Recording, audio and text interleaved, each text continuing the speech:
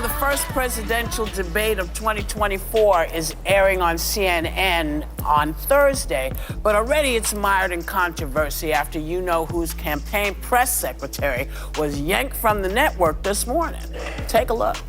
President Trump is knowingly going into a hostile environment on this very network, on CNN, with debate moderators who have made their opinions about him very well known over the past 8 years and their biased coverage of him. My colleagues, Jake Tapper and Dana Bash, have acquitted themselves as professionals as they have covered campaigns and interviewed candidates from all sides of the aisle. I'll also say that if you talk to analysts of debates previous, that if you're attacking the moderators, you're usually losing. What do you expect from Joe Biden? Well, first of all, it would take someone 5 minutes to Google Jake Tapper, Donald Trump, to see that Jake Tapper has consistently frequently likened President Trump to Adolf Hitler. Ma'am, I'm going to stop this interview if you continue to attack my colleagues. I would like to talk about Joe Biden and Donald Trump, who you work for. I am stating facts that your colleagues have stated in the past. Okay, now, as I'm for sorry, this guys. debate, We're going to come back out to the panel. Karoline, thank you very much for your time.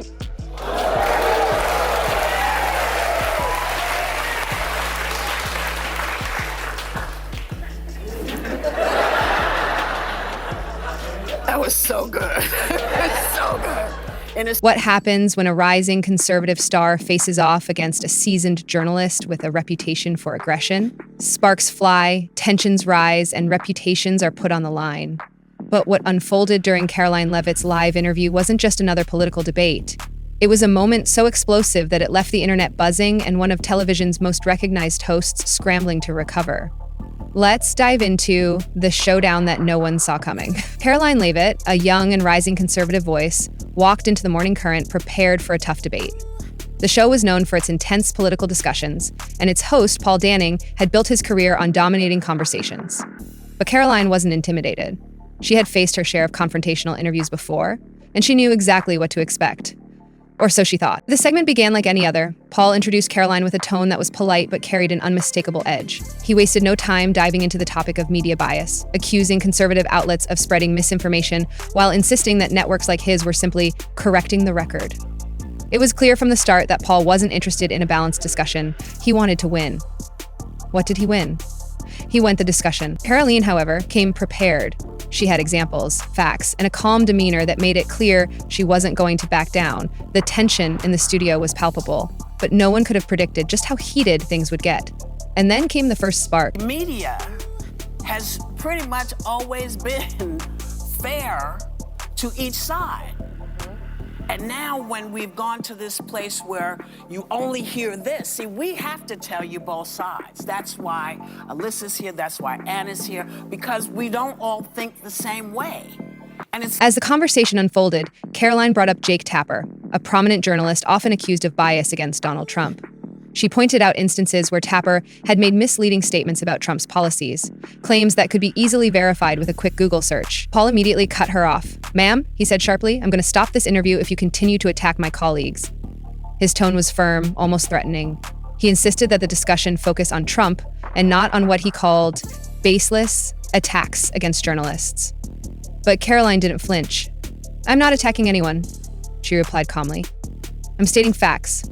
Facts that your colleagues have stated in the past." This exchange set the tone for what was to come, an unfiltered clash between two opposing forces, live on air with no room for edits or retractions.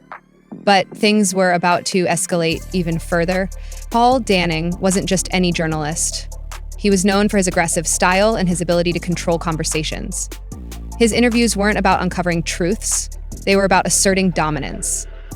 And today, his target was Karoline Leavitt. He leaned forward in his chair, his expression sharp, as he accused conservative media of creating an alternate reality filled with misinformation and conspiracy theories. His words were cutting, designed to provoke a reaction. But Karoline didn't take the bait. Instead, she responded with specific examples of mainstream media bias, instances where facts were distorted or key details omitted to fit a particular narrative. Her calm and measured approach contrasted sharply with Paul's increasingly combative tone, making it clear that she wasn't there to play defense. She was there to challenge him head-on. And then came the moment that changed everything. for illegal DEI programs. It means no more funding for transgenderism and wokeness. And that was, she said, there will be no wokeness here. Oh, yeah. Let me explain something to you, because without that wokeness, you might not have that job. For the longest, women couldn't be in these positions. Imagine you being the press secretary. You know how silly you are? Then y'all got a show full of women that's silly. Y'all women make people reconsider, should women even be doing this? Karoline Leavitt give us life. Karoline didn't hold back as she cited case after case where mainstream outlets had misled their audiences, from selective editing of interviews to outright false reporting on major political events. She pointed out how these narratives often went uncorrected, leaving viewers with a distorted understanding of reality. Paul tried to interrupt her multiple times, but Karoline held her ground. The American people deserve better, she said firmly. They deserve truth, not spin. The exchange was tense but professional until Paul decided to make it personal. And that's when things took a shocking turn. Paul's frustration boiled over as he leaned forward and delivered a statement that stunned everyone in the studio. People like you are the reason this country is backsliding.